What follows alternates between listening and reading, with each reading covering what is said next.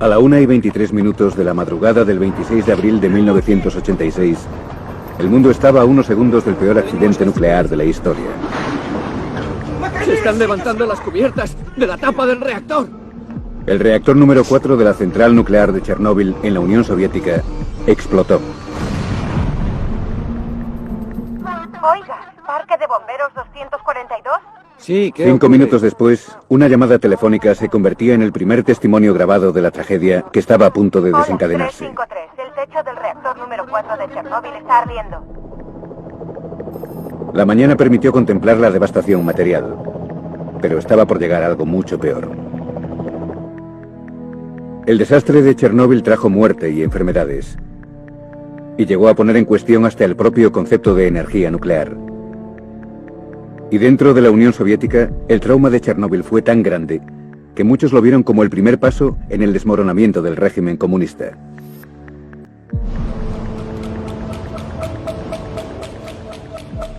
Sala de control del reactor número 4 de Chernóbil.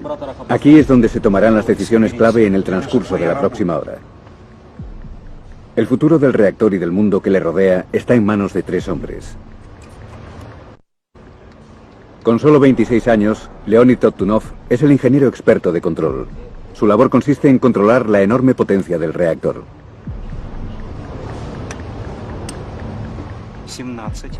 Alexander Akimov es el supervisor de este turno, el capitán del barco. ¿Habéis dormido bien? ¿Habéis comido suficiente? Pero esta noche tiene un superior. El adjunto al ingeniero jefe, Anatoly Dyatlov, está al mando. Dyatlov es uno de los ingenieros nucleares de mayor prestigio en la Unión Soviética, y es un hombre duro que trabaja en un sistema difícil.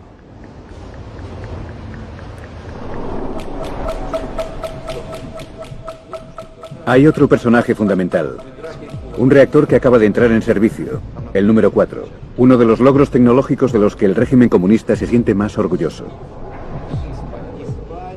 Esta noche la sala de control se prepara para un test de seguridad del reactor.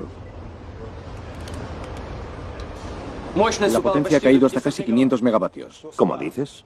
Voy a desconectar todos los reguladores automáticos. Entre los ingenieros y Dyatlov se desata una disputa de tintes proféticos sobre el nivel de potencia que se considera seguro para comenzar el test. La potencia sigue cayendo. Continúa. ¿Qué pasa aquí? No deberíamos bajar de los 700 megavatios, no es seguro. ¿Se lo digo? Iré a decírselo. Sí, díselo. No hace falta que me digas nada. Tu trabajo no consiste en pensar, yo tomo las decisiones. Vosotros hacéis lo que se os ordena. ¿De dónde habéis sacado a esos idiotas? Esta noche la central nuclear de Chernóbil oculta 2 secretos mortales. El primero es un defecto en el diseño del reactor, letal en potencia, y que los ingenieros desconocen. Un defecto que lo hace muy inestable al funcionar a baja potencia. El segundo secreto atañe al hombre que está al mando. A Anatoly Dyatlov le asusta la tecnología que pretende dominar.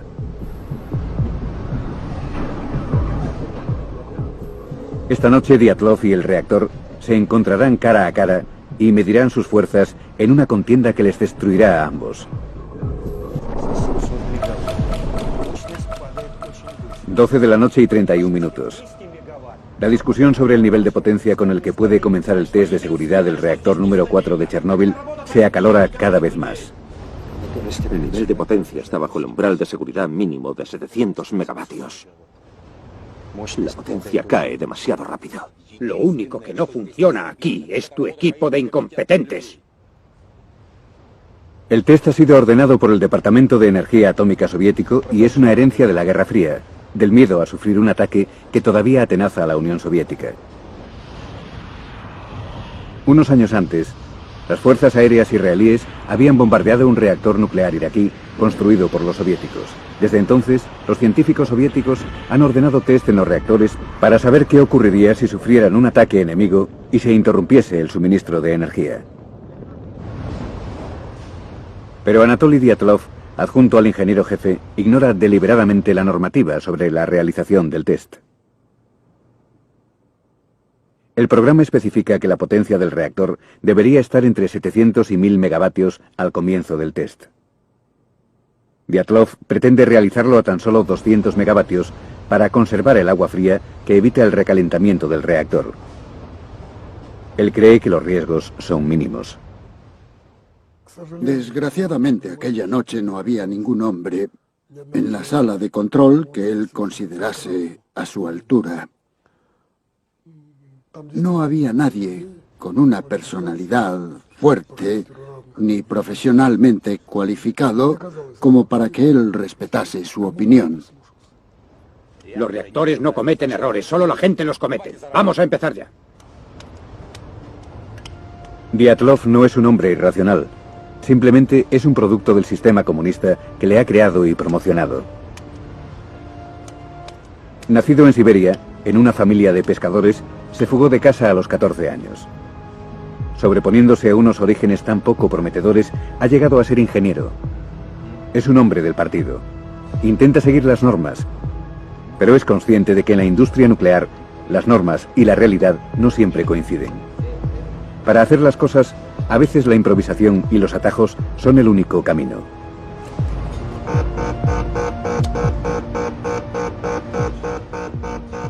Al disminuir la potencia, se ha provocado un descenso demasiado rápido. ¿Qué ocurre?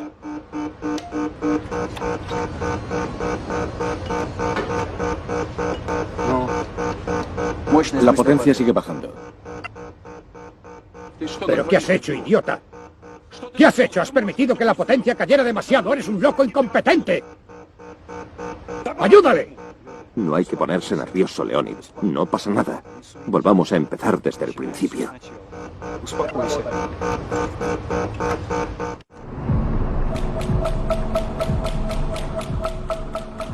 A 1,5 kilómetros de Chernóbil se encuentra la ciudad dormitorio de Pripyat.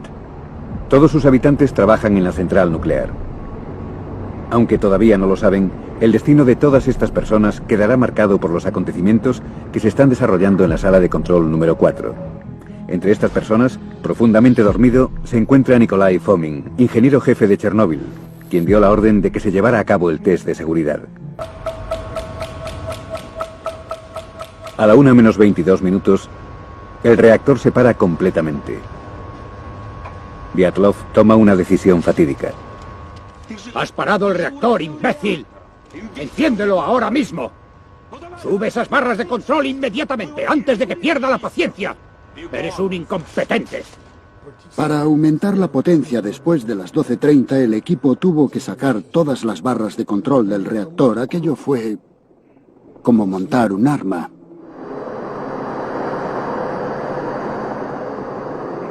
Las barras de control son el acelerador y los frenos del reactor nuclear.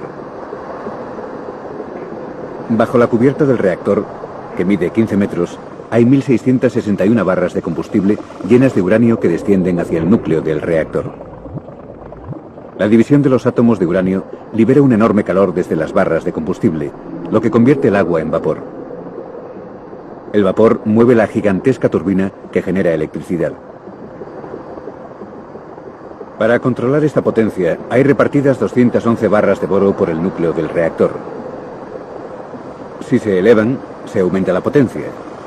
Si se extraen todas juntas, los ingenieros pierden la capacidad de aplicar los frenos.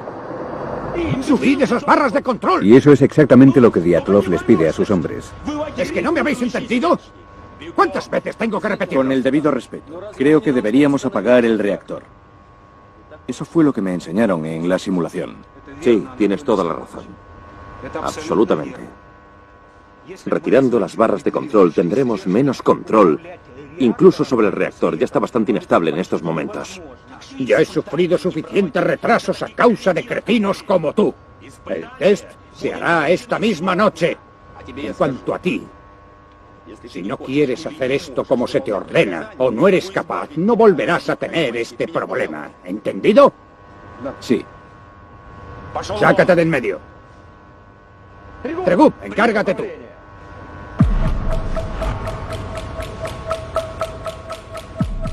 Una y 3 minutos. Tras el motín fallido, la sala de control vuelve a estar tranquila. Estamos a 200 megavatios. Los hombres tienen la potencia del reactor al nivel que el ingeniero jefe adjunto Dyatlov quiere para el test. Anatoly, estamos de nuevo en 200 megavatios. Muy bien. Comenzad con los preparativos. Según la normativa, el test tiene que realizarse a 700 megavatios. Ahora que si insistes en que lo hagamos a 200 megavatios, ¿te importaría dejar constancia por escrito en el diario de lo que has ordenado? Voy a decirte una cosa. Como ingeniero jefe adjunto, tengo potestad para cambiar los parámetros del test. Así que pienso hacerlo a esa potencia. El test continúa. Incluso alguien preocupado por la seguridad como Alexander Akimov, que conoce la tecnología, ha calculado oficialmente que las posibilidades de que ocurra un accidente en Chernóbil son de 1 entre 10 millones al año. Pero Akimov y sus compañeros no conocen el reactor tan bien como ellos creen. Son víctimas de años de encubrimiento y negligencia.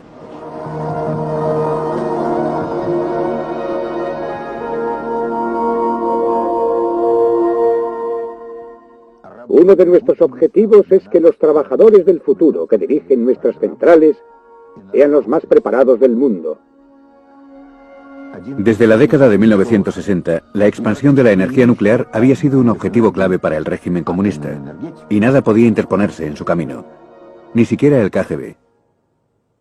Estos documentos desclasificados por el KGB muestran que las autoridades ignoraron las repetidas advertencias realizadas entre 1979 y 1986 de que Chernóbil presentaba graves fallos de diseño.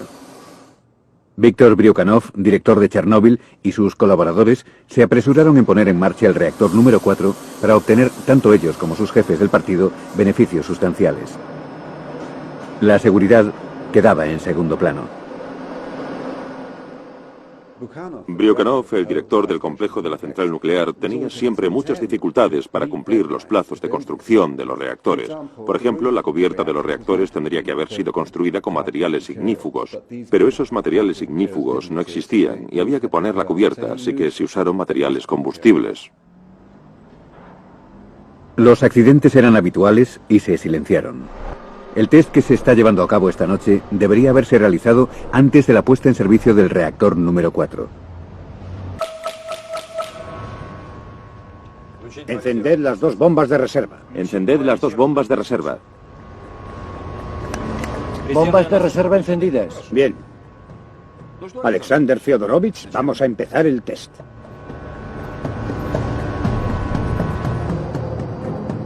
Durante el test se corta el suministro de energía que va a la enorme turbina y ésta se mueve por inercia. Los generadores diésel de seguridad tardan 40 segundos en entrar en funcionamiento. La pregunta es si la turbina ralentizada será efectiva y mantendrá las bombas de agua activas hasta que los generadores diésel funcionen. Sin esa agua, el reactor podría hervir como una inmensa tetera. Pero para Dyatlov, que desconoce el punto crítico que ya se ha ido acumulando, el riesgo sigue siendo puramente teórico. Y ordena apagar la alimentación de la turbina.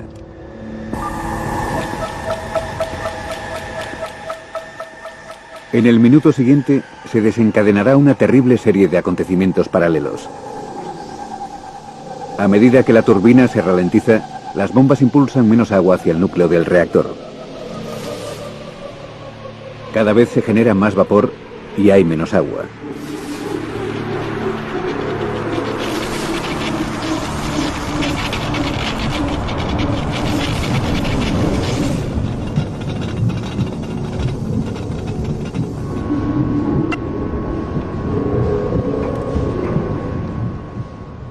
A cada segundo que pasa, la presión del vapor se acumula en el invisible punto crítico del núcleo.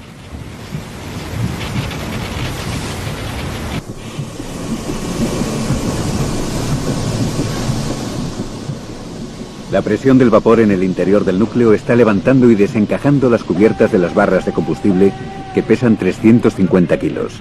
¡Mirad lo que está ocurriendo! ¡Maldición! Tenemos que activar AZ5. Está produciendo una subida de potencia. Voy a pulsar a Z5 para reducir la potencia.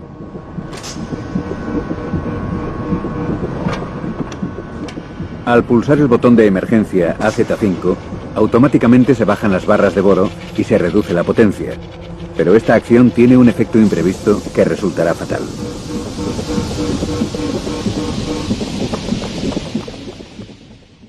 Las barras de boro tenían una cubierta de grafito y en el instante en que son insertadas en el reactor, el grafito provoca una subida de la potencia, no una reducción de la potencia. Desde que se pulsó el botón a Z5 hasta que se produjo la explosión, la potencia se incrementó cientos de veces.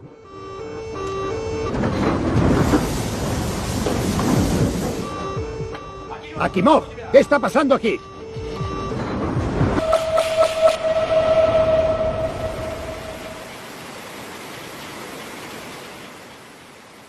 La potencia sube vertiginosamente, convirtiendo el reactor en una olla a presión volcánica.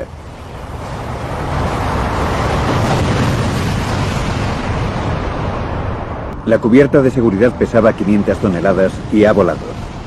El reactor se convierte en un gigantesco soplete que expulsa 50 toneladas de combustible nuclear a la atmósfera, multiplicando por 10 los valores de Hiroshima.